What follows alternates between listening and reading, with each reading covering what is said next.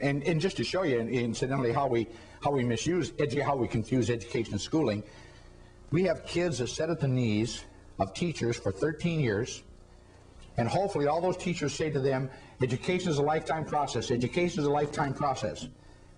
But walk into any school, we could go today, and walk into the senior class, the people who have been sitting there the longest, and say to them, when will your education be over? What should they say? Never. But they will say, the date in June, or the year of the graduating class, or some precocious one will say, I'm going to be a dental technician, meaning that she sees a terminal date someplace else down the line. So let me give you another definition. Instead of being education schooling, education is any experience that helps you deal with another experience. Education is any experience that helps you deal with another experience. Now, if you write that down, put it in a quote, put my name after it, I'd like that.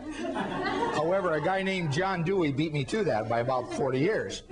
That's John Dewey's statement. And if education is any experience that helps you deal with another experience, then at any one time, everybody in our community are learners, and at any one time, everybody in our community are teachers. And the question of educating the entire community is not building more schools and training more certificated teachers. It's a question of what are the problems in education, what are the resources, which is everybody, and how do we broker them or put them together? That's really the issue. And see, that's easy to do.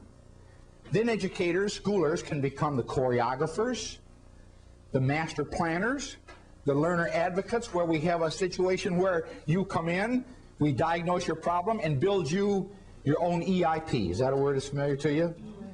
You know, special ed people have been doing that for years. What are your needs as an individual, and how can we individualize your program? That's really what I'm talking about in community ed. What are your needs, even though you're not special ed? And so one of the things you need to do is how to repair your car. Well, that doesn't have to be a certificated teacher. That might be a mechanic. One of the things you need to do is learn how to caulk around your bathtub. That may not be a certificated teacher. That may be somebody right in the neighborhood. See, the point is, how we do this is the way we get at this. So we talk about community education as a philosophy, as a belief. And those 10 things that I listed for you are taking out of the literature of saying, if you really have that basic belief, these are the kinds of things you would believe. Now, following that then, we need to ask ourselves the next question, then what is a community school?